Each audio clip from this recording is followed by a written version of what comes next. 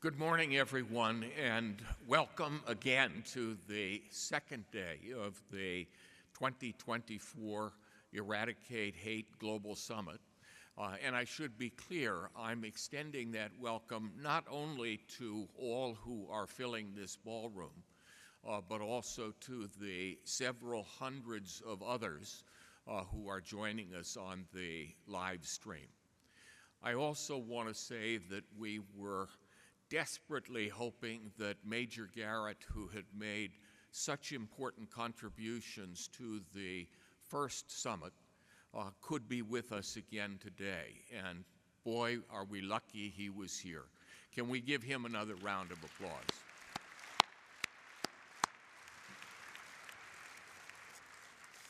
As the description of today's opening session states, and as we all know, since the Hamas terror attack on October 7th, and fueled by subsequent political and military actions in the Middle East, U.S. college campuses have seen a surge in disruptive protests and incidents of hate. Much of the focus in the media and in the political sphere has been on the tactics employed and the damage done by those participating in the protests, students and non-students, and in the perceived failure of university presidents to take appropriate action or even to adequately explain their responses. This session will focus on a dimension of these interactions that has not received the same level of attention: student-led coexistence interventions, which have been described as one proven approach to preventing and reducing campus violence. Since some of us first gathered on Sunday evening, I've had the chance to meet and talk with each of the panelists for this morning's program, and they are an impressive group. And Cindy Shapira, their leader, will introduce them momentarily. I want to say that in Cindy Shapira, we have an extraordinarily well-qualified individual to lead this discussion. Cindy clearly is one of the most influential individuals in Pennsylvania higher education today. She is now in her 7th year chairing the Board of Governors of the Pennsylvania State System of Higher Education, and students from a number of the system's campuses are participating in this year's summit. That includes Indiana University of Pennsylvania, Penn West, and Slippery Rock University. Then just last month, Cindy was named the inaugural chair of the new State Board of Higher Education, which was created during the last legislative session. However, Cindy's impact on higher education is not confined to the boundaries of Pennsylvania. She serves on the board of directors of the Association of Governing Boards of Universities and Colleges, is vice chair of the board of Brandeis University, and a member of the Wellesley College President's Advisory Council. She also is a member, and I want to underscore this, of the Department of Homeland Security's Academic Partnership Council. Cindy earned her bachelor's degree from Wellesley, a master's degree from the Kennedy School at Harvard, and a doctorate from Penn. She also is a member of Hillel International's Board of Directors, is a past chair of the Jewish Federation of Greater Pittsburgh, and vice chair of the Jewish Federations of North America. And she is a distinguished daughter of Pennsylvania. Please join me in welcoming Cindy Shapira, who will introduce our panelists and lead this important discussion. Cindy, thank you.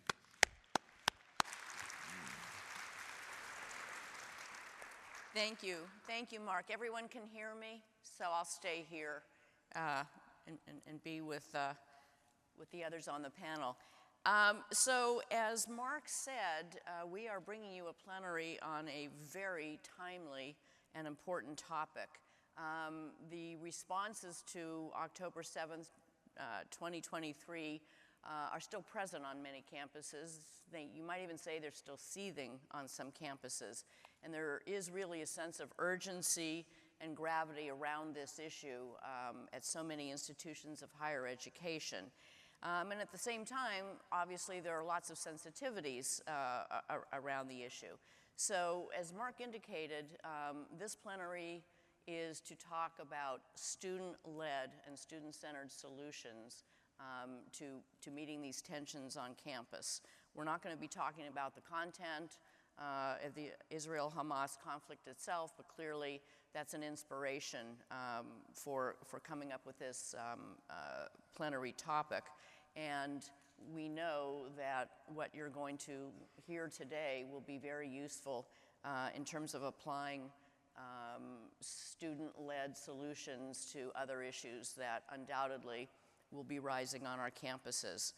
And I just want to note that this particular issue, and the one that the panel will be speaking to, it really affects all students. I mean, clearly Jewish and Palestinian, also other Muslim, Arab, Sikh students have personally felt threatened by events on campus, but really all international students, because they face possible deportation if they participate in certain activities, and students at large, because every student on a campus has a right to access the education and the programs for which that student is on that campus in the first place.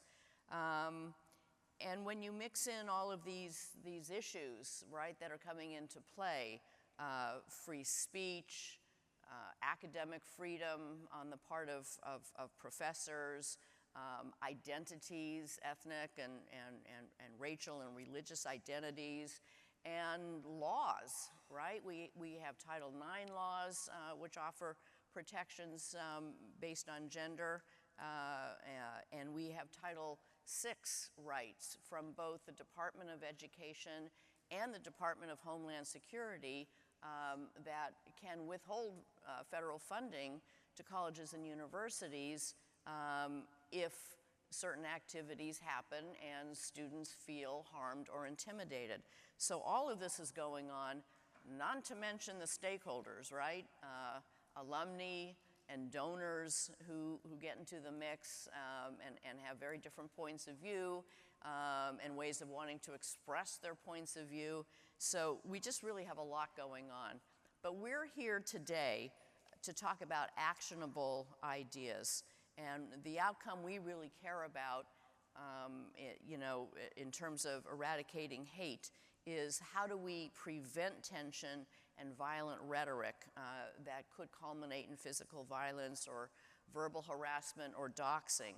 And the set of interventions we're going to focus on, again, are those that center students to do the work and to be supported by the administration. So with that, let me introduce our panel today. First we have Daphne Felton Green, who's president of, and excuse me because I do have to read this part, president of DSFG Solutions. Daphne retired from federal service as a civil rights attorney after nearly 3 decades. She works in the anti-hate movement with law enforcement agency officials, community leaders, and campus leaders on strategies around understanding hate crimes and how to prevent and respond to hate and division. And she uses her skills as a mediator, facilitator, and trainer to do so. And next we have Arani Parms Green from Xavier University.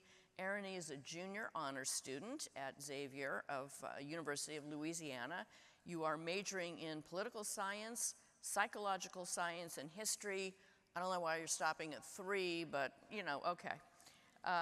Erin is a member of Still We Rose, and that is all caps, R-O-S-E, it's an acronym, which won first place in the Spring 2023 Impact to Prevent Collegiate Competition. Still We Rose focuses on combating hate and stereotypes by recognizing the shared experiences and histories between Black and Jewish communities and promoting understanding through education. And then we have Kathleen Hepworth from Iowa State University. You are a senior at Iowa State University studying public relations and technical communication. And Kathleen was a member of the first place collegiate winning team for the fall 2023 Invent to Prevent competition for her initiative called Mindspace, which seeks to reduce the chances of school shootings by creating a connected community of empowered student bystanders and removing the stigma surrounding seeking help for mental health. So with that, and having introduced our incredibly distinguished panel, I'm gonna start the round with each speaker talking a little bit, you know, about your projects. Daphne, let's start with you. You worked as a consultant for the Divided Community Project at Ohio State. So how can facilitation skills and dispute resolution training play a role in diffusing hate on campus? Yeah, dispute resolution really can help a community enhance its resiliency and also to prepare for and respond to hate instances and hate crimes. And so in this instance, we've worked to create some resources for communities of campuses, campus leaders and student leaders. So after October 7th, the Divided Communities Project at Ohio State Moritz School of Law developed the Campus Bridge Initiative. And that initiative has 3 overarching goals. One is enhancing student well-being by building a secure and safe campus, by countering divisiveness, and by promoting anti-hate norms. So we believe at the Divided Communities Project that a dispute resolution process and a systems design process uses the modalities of dispute resolution, and those include mediation, facilitation, community workshops, and interactive role-playing. And of course, a meaningful dispute resolution process means that all interested parties and stakeholders and partners need to be part of the solution design process. So that means students need to be front and center in the work that needs to happen on campuses, and we'll talk more about how we did that later. Excellent, thank you.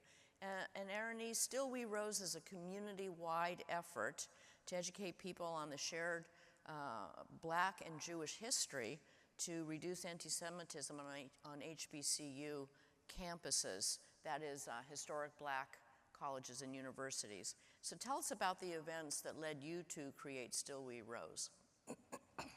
Excuse me. Yes, so Still We Rose was a project that we decided that we wanted to create to combat targeted violence. It was born out of the Invent to Prevent competition. And so early January 2023, excuse me, my team, it was myself, Jemiah Davis, Nehemiah Strawberry, and Anthony John Marie. We decided that we wanted to look around in our community and say, okay, well, you know, what do we see? What do we, especially on an HBCU campus that was born really as a refuge during a time where, you know, there was a lot of hate towards African Americans. We wanted to see how can we give back to our community? How can we look outside of ourselves and say, okay, what can we do to give back and also uplift and educate our peers and connect to other communities? And so we looked around in our community and we saw there was a lot of hate rhetoric. Specifically, many celebrities, especially within the African American community, were making a lot of anti-Semitic comments. And we really found that not only those celebrities, but also many students didn't really understand, excuse me, the fact that that was anti-Semitic. And so we said, okay, well, we can create a project where we basically, in a way, turn back time and say, okay, well, there are shared histories between Black and Jewish communities. Why have we forgotten that? Why do we not see understanding, love, collaboration, more solidarity, especially on college campuses, because we do have large Jewish populations of students right across from us. Tulane University, Loyola, which are some of the universities that we partner with, we wanted to reach our hand out to them and basically look at a lot of the commonalities that we shared. And so that is how our project was born. During a very important time when we saw anti-Semitism rising, hate rhetoric, and students not really having the educational piece to discern between misinformation and true factual items. That's absolutely fantastic. Thank you so much. Kathleen, your project, Mindspace, at Iowa State is an effort to destigmatize help-seeking behavior around mental health support. So tell us a little bit about that and how you got started. So school safety is something that plagues the minds of students nationwide. I remember being in first grade when I experienced my first active shooter drill, and at the time I didn't know it was a drill. I thought it was real. And I remember crouching in the dark of my classroom and thinking to myself, my twin sister is in the classroom across the hallway from me, and I don't know if I'm going to see her again after this. And I was 7 years old thinking that. So 14 years later, and 40 miles away from Iowa State's campus, Perry High School experienced their worst nightmare in a school shooting. So growing up, witnessing tragedy after tragedy and seeing little action taken has created a pervasive fear of school violence across the nation that my team wanted to address and prevent. So our early research indicated that among successfully prevented school attacks, the majority of reports of threats came from students who heard something, saw something, or felt unsafe. This inspired our team to develop a campaign that empowers the role of students as bystanders to recognize behaviors that are identified as risk factors to targeted school violence. And additionally, our research found that an identified risk factor in perpetrators of past school shootings was increased social isolation. And I want to make it abundantly clear that just because someone's socially isolated, that does not make them an inherent threat to targeted school violence. However, we also found out that stigma surrounding mental health increases the likelihood of an individual becoming more socially isolated. So that's why we centered our campaign around building a connected community of student bystanders who feel empathetic and understanding about what mental health struggles look like among college students and feel confident to refer their peers to mental health well-being resources. Thank you. Excellent. Really, really wonderful. So I want to actually stay with the two students for a minute, Ernie and then Kathleen. Talk about your campuses or other campuses that you know of. How pervasive is the fear of violence and possible intimidating behavior on each of these campuses? Ernie, why don't you start? Yes, so our project did start early January 2023, but currently, according to the Chicago Project on Security and Threats at the University of Chicago, 2 national surveys were done with about 5,000 college students from over 600 four-year academic institutions. And so 56% of Jewish college students felt in personal danger. 52% of Muslim college students also felt in personal danger. And then 16% of other college students felt in personal danger. And so that's about 2 to 3 million college students. And so there has been calls for genocide on college campuses, unfortunately. And so about 10% of college students would permit student groups to call for genocide against Jewish students. And then 13% of college students say that when Jews are attacked, it's because they deserve it. And so when you also look at Muslim students, the same situation, they have around the same percentage of impact.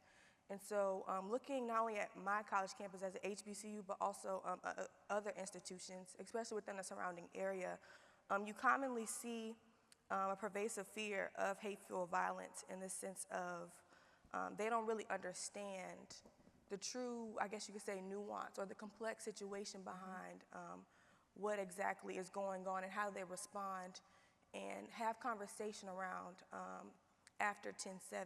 So a lot of students, they kind of look to us and we kind of shift into I guess you could say a mediator point of view, because they kind of looked at us, okay, you did a project on Black and Jewish relations.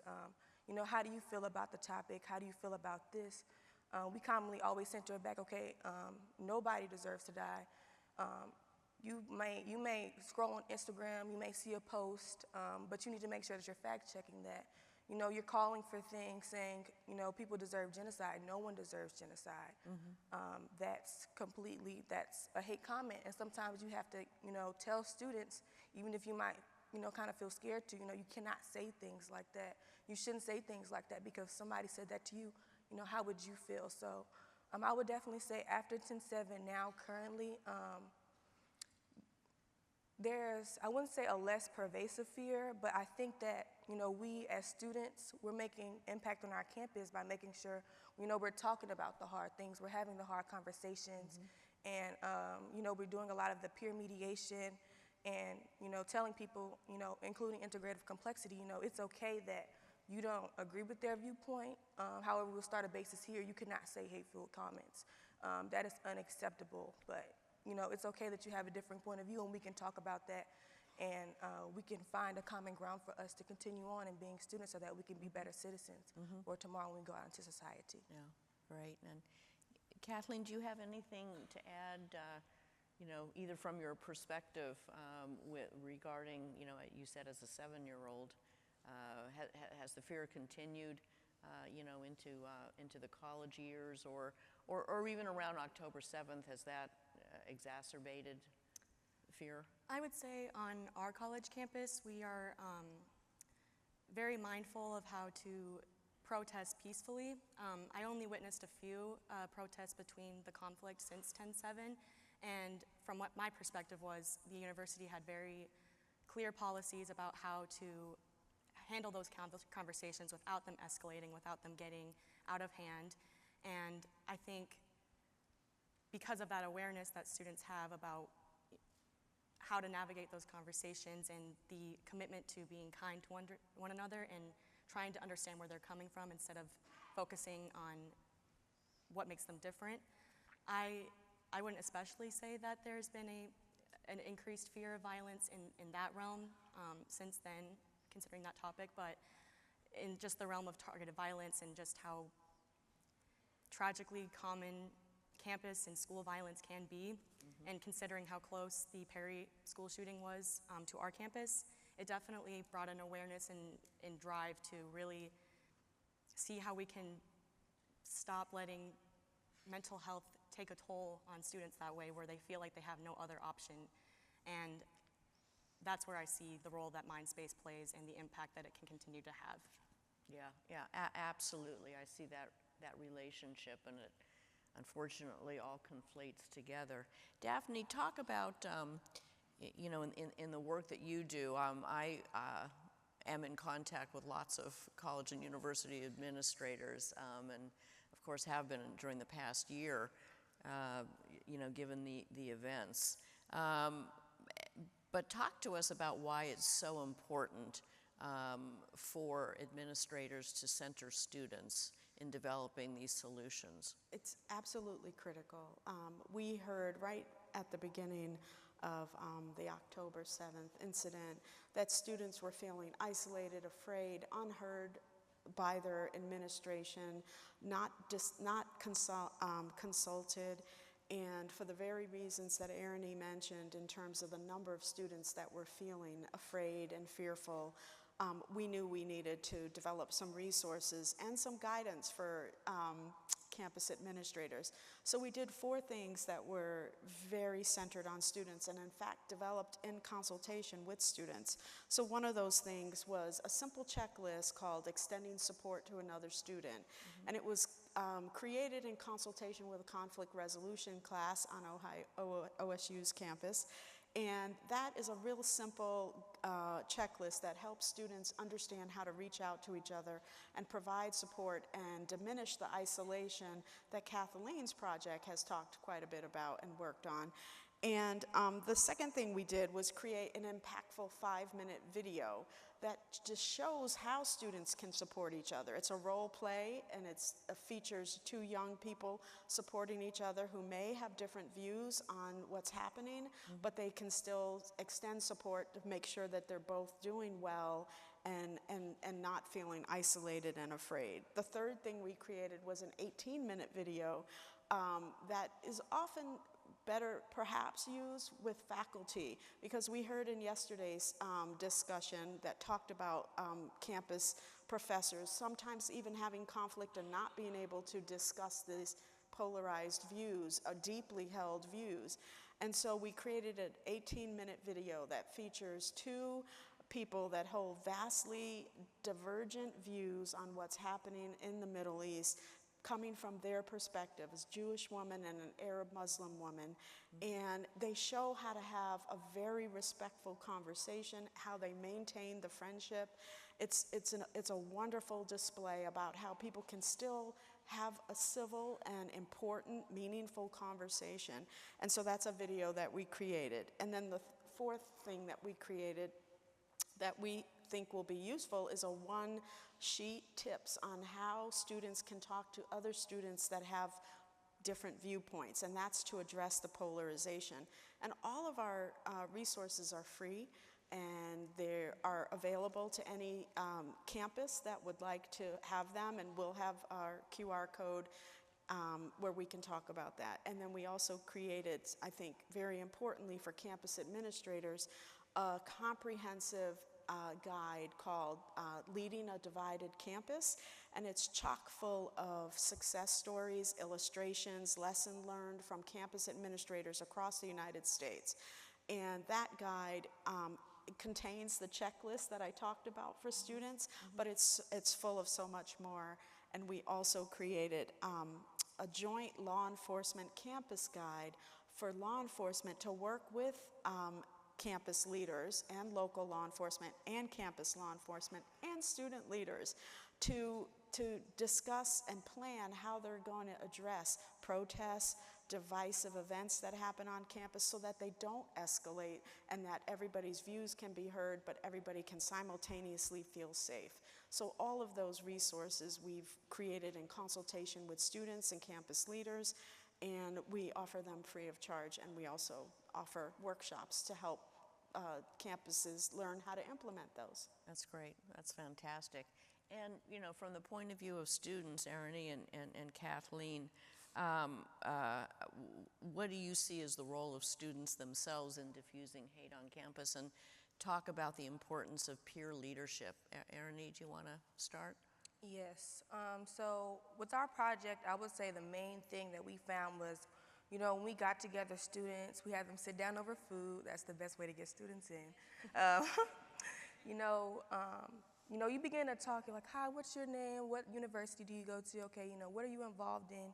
And then you start getting into the deeper conversations of, okay, you know, well, how do you feel about this issue? You know, what do you feel like impacts you today? You begin to really see, you know, taking that initiative, having people sit down and eat, you begin to have more of a peer one-on-one type of conversation. And then they can often leave the conversation saying, thank you so much for putting this together. I feel like I understand, you know, this community so much better. One thing that my director, Dr. Sharon Roberts, always says, you know, it's very hard to hate somebody who you know and you care about. So still today, we keep all of our relationships. A lot of them have graduated. But, you know, taking on that peer leadership role and initiating, you know, conversations, talking between students and letting them know, hey, I'm not here to antagonize you, you know, to hurt your point of view. I just want to talk to you. I just want you to feel safe, you know, have that conversation kind of like what Daphne was saying.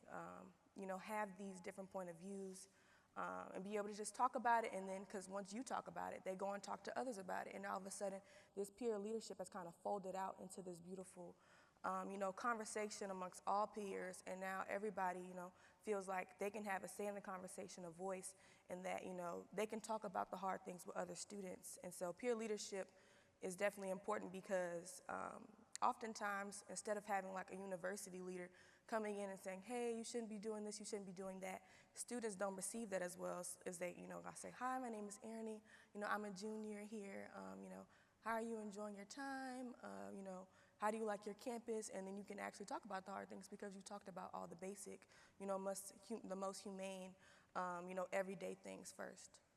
Yeah, I think that's such an important, well, two important points. First is, if you have food, students will come to the meeting.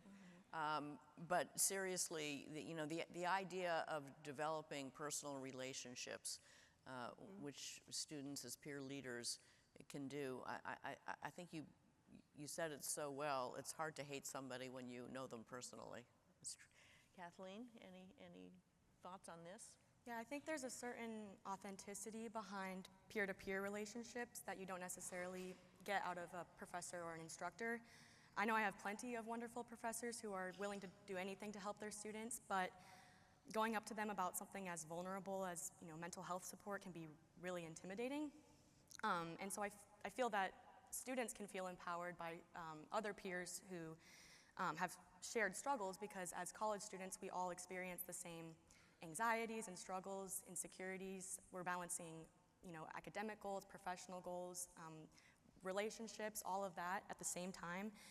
And so that student-to-student support is a lot more approachable than, you know, seeking administration or a professor for help.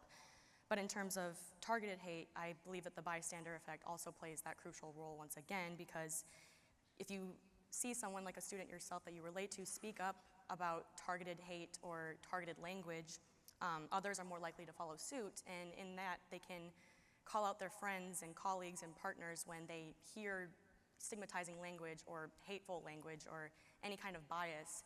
And I think that that's the leadership that can really trickle down and create that cascading effect of more empathy and kindness and diffusing the hate. Absolutely, absolutely. Great points. So Daphne, we have a few minutes left. From your experience, what are the key messages that administrators should know if they want to promote student-centered solutions? Well, first of all, we want campus leaders to know that just simply offering the opportunity for a town hall is really not the best way to make sure that students can hear each other, learn from each other, learn the important life skills of understanding different perspectives, because sadly at large campuses, especially, a town hall can turn into a shouting matches, raw emotions can emerge. And so we have really appreciate the student-centered approach and the peer mentorship that the two panelists have mentioned. And so we developed a workshop that we are offering to campuses. And it's a 60 to 90 minute workshop, and we thought, and we have actually provided it to residential life staff at various colleges, and that includes resident assistants. And so the idea behind that is that in that 60 to 90 minute session, resident advisors can teach their dorm classmates how to do some important skills, like how to be an empathetic listener, how to listen to diverging viewpoints and still maintain a friendship. And so that 5-minute video that we created can be used to facilitate that workshop, and we created a facilitator's guide that sort of trains the trainer how to do this. So we have provided that training to campuses, and it's been implemented at various residential life communities. And it's really the power of peer mentorship. Students talking to each other, students modeling how to have those dialogues that older adults need to learn as well. So many of us in our society aren't able to communicate across various divides, but we understand that young adults are still developing, impressionable, and are really the key leaders, and we can follow them. So we've facilitated that by creating these resources for campuses to use across the country. That's great that we're seeing this theme of peer leadership come out so strongly. So actually, Kathleen, I'll mix it up and start with you first. Talk about the impact that your project has had on students and on the campus as a whole. Yeah, so throughout the fall 2023 semester, we developed multiple strategies to measure the success of our initiative. And the biggest measurement of impact was the Mindspace Pledge, which asks students to commit to creating a connected community on campus where students are empathetic and understanding about the struggles of mental health. And to incentivize students to take the pledge, we hosted Instagram giveaways, we did on-campus tabling, we collaborated with the Iowa State University Police Department and their Iowa State Safe app. We hosted a kindness rock painting event and attracted over 100 attendees. And so from all of those strategies, we ultimately gathered 600 pledges in the term of our campaign. And then we developed a physical manifestation of the pledge through our wellness room, which was a designated private space for students seeking privacy for mental health support, so telehealth appointments, maybe just taking a break, taking a nap in the room, or we had food and water for them to fuel their brain and their gut. And then to honor confidentiality, we could not ask students what they were doing in the room. However, we implemented an anonymous tracking system that asked students to move a bead from one full glass jar to another. And that's how we were able to roughly see the amount of visitors we were getting. So in the short 5 weeks that we had the room open, including one where all university buildings were closed for Thanksgiving break, we had almost 80 beads in the jar from that short time. And quickly, I want to mention the immeasurable impact of our initiative. One of our Instagram giveaway winners, one of her prizes was a $50 gift card to Target, which is a very great prize for students. But she was driving around our community and she noticed an individual outside of the local food pantry, and it was cold and he looked like he was struggling. So in her mind, she thought, I just took this pledge that is trying to create empathy for others. I have this $50 gift card that I don't necessarily need. Here is this individual who clearly needs it more than me. And so she took it upon herself to stop, and she gave it to this individual. And she told us she never would have done that had she not remembered our pledge and what it stood for. And so I'm so beyond proud of the measurable impact that I mentioned, but the unquantifiable evidence she displayed in that one act of kindness is exactly what a connected community looks like. And paying that forward, moving forward, it can transcend into a connected society where we're ultimately more empathetic and understanding and willing to help others. That's fantastic, and I would actually argue that the latter, maybe you can't assign a number to it, but it's an outcome, right? So you can measure the beads and you can measure people who have attended, but you're talking about looking at the actual outcome of it, which is really what this is all about. So thank you. Arnie, how about you? Describe the impact that your project has had on students and on campuses as a whole. Yes, so our project, it has had a lot of impact because similar to Kathleen, we had so many strategies, so many tactics, and so the main thing, of course, we used was social media because everybody knows every Gen Z today has social media, whether they're actively on it or not. 9 times out of 10, throughout their daily routine, they're scrolling, and so we found that 81% of actual Black Gen Z users use TikTok, and similar on Instagram, 69% did. And so specifically targeting HBCU campuses and then eventually moving out to other campuses, this is a very important number to us because we knew that one of our greatest impacts would be, reaching out on social media. So we did many tactics like Did You Knows? We did trivia questions on Black and Jewish history, especially around New Orleans. We created a website. We had so many community partners like the Jewish Federation of Greater New Orleans, the ADL, even across other cultural organizations on campus. We were part of the relaunch of the National Center of Black and Jewish Relations. That's actually housed on another HBCU in New Orleans, Dillard.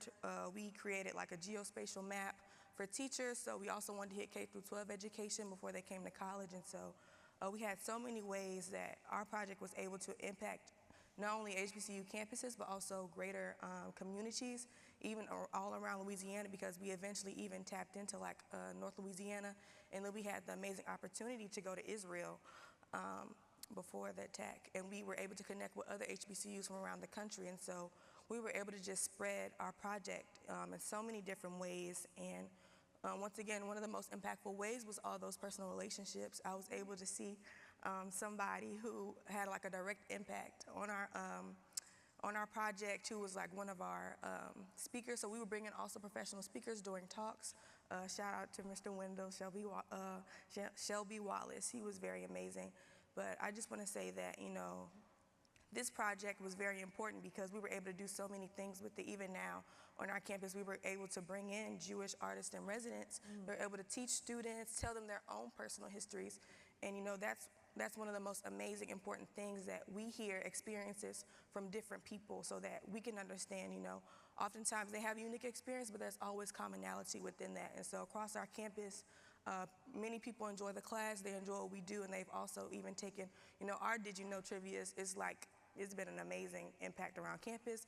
All the organizations are doing it, and so we just thought it was very important that we started off with this project, and then we can also see its impact not only on Black and Jewish relations today, but even, you know, students continuing to organize on campuses to say, okay, when we see something that's hateful, you know, that's targeting a population, we speak up and we say something about it, and we know how to do that because we see our other peers leading and being able to do that. Yeah, and again, that's real outcome.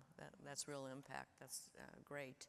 I have a little less than 1 minute for each of you to just tell us all any final advice or lessons to share, or, you know, resources that people can use. Kathleen, why don't I start with you? Yeah, I guess my advice is, I hear that there's a lot of students here attending and watching, and so I just kind of want to point that to you, and actually just everybody. But I would say start taking care of your brain the way that you treat every other major organ. We don't stigmatize when we feel heart pain or trouble breathing or, you know, gut issues, so the fact that we feel reluctant sometimes to take care of this major organ, you know, it's just hard to navigate. So when I tend to my mental health, I feel less temperamental and I feel more relaxed and focused, and in turn that makes me a better friend, sister, colleague, and partner. And I believe that through that kindness and empathy, through taking care of yourself, it can spread to your community. So if we all take care of ourselves, we can ultimately become not a connected community, but a connected society. So just take care of yourself, do what you can to take care of this major organ. Very good, very good. Arani, you want to, major lessons, takeaways? Yes, I would say major lessons and takeaways. Number one, if you're gonna, you know, do something impactful, always make sure you have food. Very funny, but very true. But most importantly, I would say, similar to Kathleen, always look at not only how you can be kind, but how you can support somebody. This is directed at students, administrators, academics, everybody in the room. There's always some type of way that you can support, that you can have a way for impact, even if it's just one person. Similar to your story, Kathleen, you know, seeing somebody, they need help. If you have the capacity to help them, why not help them? Why not, you know, show that kindness? University administrators, you know, if there's a way you can support a student, it doesn't even have to be directly through policy, but you can say, hey, I like what you're doing. You know, I'm trying to connect you with other people who can support your project. You know, do that if you can. Students, if you don't want to lead a campaign, there's always a way that you can support. You know, you can get involved in organizations. You can find a way to volunteer. Just always look at not only what can I do for me, but also what can I do for others. I think that's very important. You must have, you know, that empathy, that kindness, you know, that drive to say, okay, I get up every day for me, but there's also somebody out there who I could potentially help, and I think that's very important. Thank you. I appreciate that so much. And Daphne, we're sort of out of time, but I want to give you 30 seconds or so for your lessons or advice. Thanks. The lessons for everyone, for students and campus administrators, is just to start acting now. Start planning, start reaching out, start connecting with other students, start utilizing resources that can help if there's fear or uncertainty on how to do that. Our QR code has our literature, and I also have a copy of our Leading a Divided Campus guide, which has lots of tips for campus leaders. All of this is available for free, so there's support out there for people who of goodwill that want to reach out and bridge divides. And so we just say, let's get started. Thank you so much. This has been a terrific plenary. I want to thank the panel, and I want to thank also, of course, Chancellor Emeritus Mark Nordenberg and the magnificent Laura Ellsworth. So thank you all very much. Okay, that was great.